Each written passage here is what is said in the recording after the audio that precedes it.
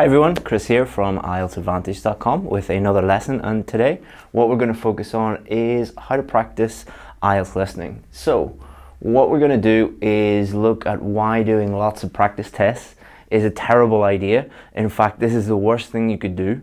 If you think that just doing lots and lots and lots of practice tests is going to help you get a higher score, you are wrong.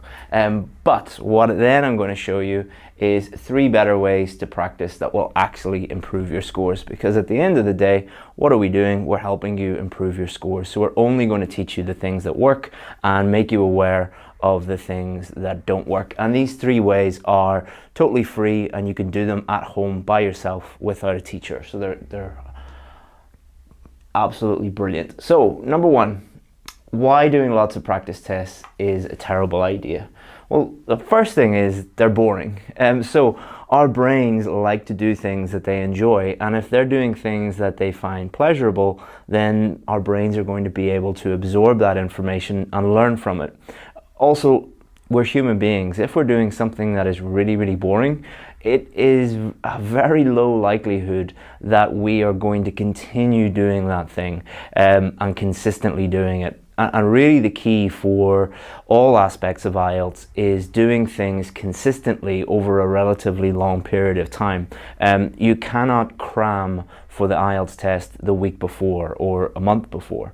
What you need to be doing is doing a little bit of work every single day over a long period of time, because listening is a skill and we want to improve that skill, and that will help us improve our scores.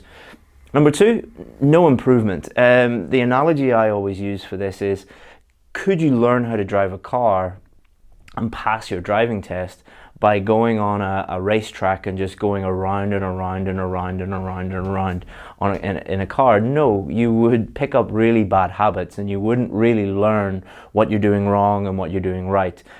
Just practicing is not actually going to help you improve, especially when it comes to the IELTS listening test. You might be doing test after test after test and spending a lot of time doing that, but not seeing any improvement. So we obviously want to spend time on things that enable us to improve our scores and ignore things that don't actually lead to improvement. And it's a really strange thing, and it's a really attractive thing to think that you're working hard. So you're doing all of these tests and you're telling yourself, I'm doing all this hard work, I'm doing something that is helping me, when really in the back of your mind you know that it's not really helping. Number 3 is really, really important. You're not getting any feedback. You're just doing practice tests. You're not actually learning from your mistakes. And the only way to learn is for someone to help you with that. And I'm going to show you a way that you can learn from your own mistakes without even the need of a teacher. It's great if you have a teacher with you, but obviously, due to money and due to the fact that you might live in a place that doesn't have great teachers, you want to be able to give yourself feedback and learn from your own mistakes. And all of this is going to lead to frustration. You wouldn't believe the number of emails that people send me saying, I've done every single practice test in the world and I keep getting 6.5. We get those every single day. And what happens when you are frustrated because it's boring, you're not improving, you're not seeing any progression? You're going to get frustrated, you're going to give up. If you give up, you are guaranteeing a low score, because you're just not going to do the test, or you're going to go into the test not prepared, and you're going to get nervous and stressed out because you know you're going to fail. So we don't want to do this. We don't want to do practice test after practice test. Let's look at 3 ways that actually do help you improve your listening skills and help you improve your IELTS test performance and help you improve your scores.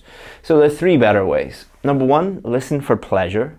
Number 2, listen actively. And number 3, listen reflectively. So let's go into detail on each of these and find out how you can practically do these at home by yourself for free without a teacher. So number 1, listen for pleasure. As we've already talked about, you need to do something that you enjoy so that you will do it consistently. Listening is a skill. The more you do it, the better you're going to become at it. So if you are listening to things that you enjoy, then you're going to do this consistently. It seems pretty obvious, but not many students think of it that way. I think maybe because it's studying, and a lot of people think that studying should be boring and studying should be laborious. It doesn't have to be. And the great thing about all of these, so podcasts, TV, movies, radio, TED Talks, YouTube, real people, apart from real people, all of these are in the palm of your hand. They're on your phone. You can listen to podcasts on anything in the world, or YouTube, or TED Talks, or radio, or movies, or TV even on your phone. There is an unlimited supply of listening material out there for you. And the great thing about all this choice and the fact that we can get everything at the touch of a button is that whatever you are interested in, there's a podcast on it. Whatever you are interested in, there's a YouTube channel, or multiple hundreds of YouTube channels on that. There's probably a radio show about it. There's probably TED Talks on it. So I've dealt with students who were really into cricket. Listen to cricket matches and commentators discussing the match. I've had students who are really into cookery programs. Listen to a cookery podcast. I've had students who really loved sci-fi movies. Listen to a sci-fi movie, or listen to a sci-fi podcast, or listen to a sci-fi YouTube channel where they discuss the movies. It doesn't matter what you're into, there's something there for you. And also the great thing about having everything on your phone is you can do it at any time. So that 10 minutes before you get out of bed, or those 30 minutes on the bus on the way to work, or the 20 minutes you have during your lunch break where you're not doing anything. There are unlimited number of options, and there are a huge number of opportunities for you to practice that. None of these are IELTS related, but remember, they're not testing your ability to answer IELTS questions. They're testing your ability, does this person have a requisite skill level to get a band 7 or a band 8 or a band 9. In other words, when you go to live in England or live in America or Canada, will you be able to understand what is going on? Will you be able to understand what people are saying? And also, real people, if you are around native English speakers, listen to them if you want to improve your listening. Number 2, listen actively. Okay, so listen, there's a difference between listening passively. So listening passively is just sitting on the bus, looking out the window, listening to a podcast and not really thinking about it. Now, that's better than nothing, but it is better to actively focus on one, maximum 2 things while you're listening to that podcast or that TV show or that movie or that YouTube video. Focus on one thing at a time. For example, vocabulary, accent, intonation, multiple speakers, and normally focus on the thing that you really need help with. So let's say that you find out that you really need help with your vocabulary. Then when you're listening to a podcast and you hear a new word, note that new word down. Guess what that word means from the context. Note down all the information you need to remember that word, such as meaning, synonyms, antonyms, collocations, sentences, pronunciation, all of these things. And then in a few weeks, a few months, you will have a vocabulary book just full of new words that you have learned. You should be doing that with reading as well. Or let's say you have a problem with the Scottish accent or the Irish accent or the Australian accent. Listen to a podcast where there are those accents and listen for words that you don't really understand. Listen again until you figure out what that word is. Or intonation. What you can do is, let's say you're watching a movie, look at the movie script or look at the subtitles and guess what the intonation is going to be like, and then compare it with how the actor says it and then mimic what they say. Or listening to multiple speakers and how they take turns and interrupt each other, and how they give signposting language on what they're doing. There are multiple things that you can focus on, and you should just focus on your weaknesses, really. So you can see the difference between that and just sitting on the bus looking out the window listening to whatever. Actively do something, and that again is going to give you a lot more bang for your buck in terms of, if you spend 20 minutes actively listening to a podcast focusing on vocabulary, you might get 10 or 20 words out of that, and that's going to help you in not only your listening test, but your speaking test, your reading test, your writing test, or just look out the window for 20 minutes and think that you're improving when really you're not. So active listening is really, really important. This is probably the most important one in terms of improving your IELTS scores, is listen reflectively. So this is when you do practice tests. So you get a practice test, make sure it's a real, genuine practice test. Do not use these fake tests that you'll find online. They're only there so that they can get clicks on their website. 90%, over 90% of practice tests you'll find online are fake tests. They're not made by Cambridge. The only tests you should use are the Cambridge tests, because they're created by the people who create the test and they know what they're doing. So what you do is you do the test under exam conditions, and then honestly evaluate your mistakes. Where did you go wrong? And think about, why did you get each question wrong? So was it spelling? Was it timing? Was it meaning? Was it vocabulary? Was it strategy? Was it spelling? What was it? And write down beside each one the key reason why you got that question wrong.